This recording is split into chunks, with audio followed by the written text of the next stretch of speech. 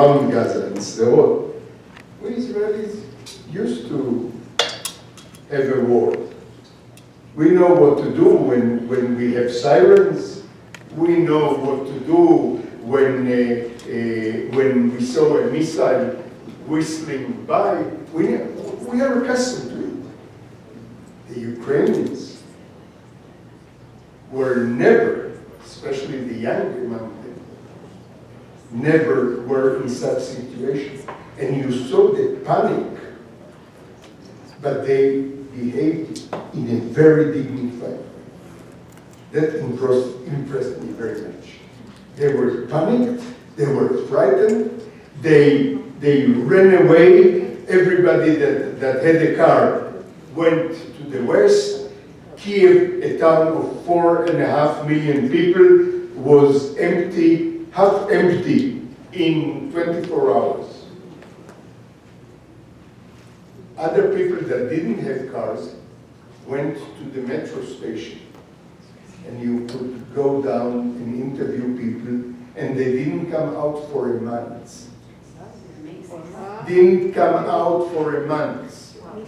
They got charity, they got food. They were with children, but they stayed there in the metro station. Metro in Kiev is one of the deepest in Europe, 110 meters deep.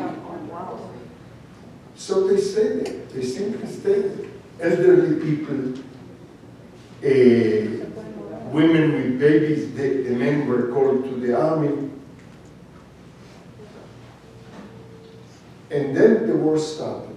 Then the war went on. The Russians tried again and again, bombarded their doctrine, military doctrine said, first we bombard, and after the people in our way get killed, or we go. And they did the same on the way to Kiev. But they met a resistance by the Ukrainians that was nothing else that I've seen in bravery and things like this. One day I went to one of these bridges that was exploded. And I approached the bridge, and when it was the Ukraine exploded the bridge, I see under the bridge thousands, I don't know how many, of people gathering together, old, young, babies, children, staying there like this, waiting for the Russian bombardment to stop, and then they run quickly into the wood, and then there are volunteers who are waiting for them on the other side of the bridge and taking them to inside Kiev. While I'm coming close to the bridge, a Russian shell fell near the bridge and near us. I was just coming out of the car. I was smashed into the car, into the side of the car. But nothing happened to me. But about 20 meters from me, there was a family that just got out from the shelter of the bridge, and they ran to the car, waited for them on the other side, and the whole family was killed. The woman was wounded and then died, but the father and the two children died. And to see children getting killed in a bombardment is something I don't wish you ever to be even close. The one thing more that I want to tell you, I can tell you a lot more, was that both sides lied. It was very difficult to cover this war because both sides, the Ukrainians and the Russians that come with the same tradition from the Soviet Union, they are lying like truth is only the last option that you use.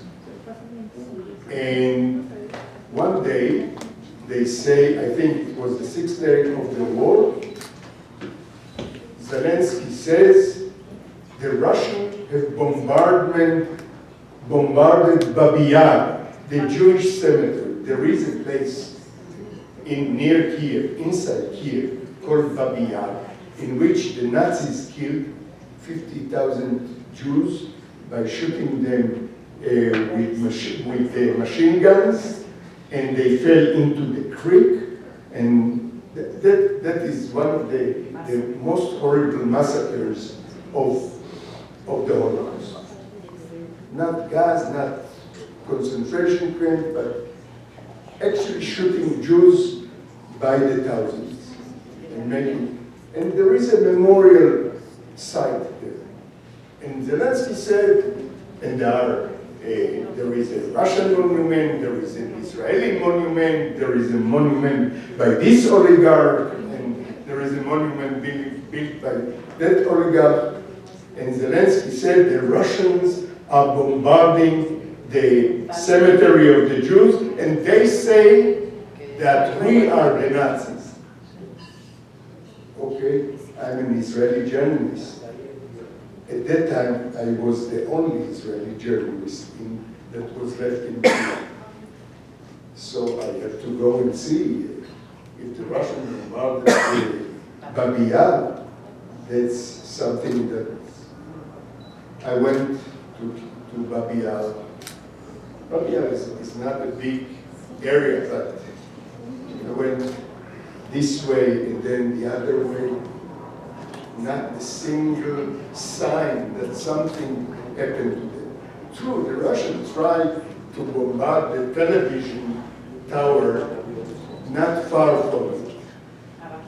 But that was all. But Israel was already up in flames and said to the Russians, there was an official Israeli demarche to the Russians that they bombarded, and it didn't happen. So I published the story, and my editor said, "Are you sure?" I said, "I'm talking to you. You know, today we have mobile, right? I'm talking to you from Babi Yar. I traveled through Babi Yar in the last hour. I didn't see even a sign, and I'm covering war for 57 years. I might have noticed if something happened." It took them a long time to accept my truth, and they published it, and that spoiled Zelensky's story. But as a matter of fact, one of the things that made it so hard to cover this war was that you couldn't tell the truth from and yes. The Ukrainians made us meet Russian soldiers, captains. What shocked me was that these Russian soldiers, we used to talk about the Russian army as one of the strongest, biggest armies in the world. And you see it is hollow like this. And here what I want you to remember from all my lecture. The war in Ukraine teaches us many lessons, but one fundamental lesson. Those who have the real motivation and those who have the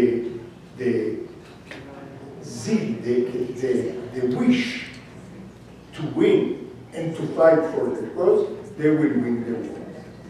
And that is why the Ukrainians, with a little small army, they are corrupt too. Don't worry, they buy weapons and the weapons worth nothing. But with little help, the Ukrainians, with the excessive motivation, were capable of winning the war against the huge, famous, dangerous Russian army. Thank you very much for listening.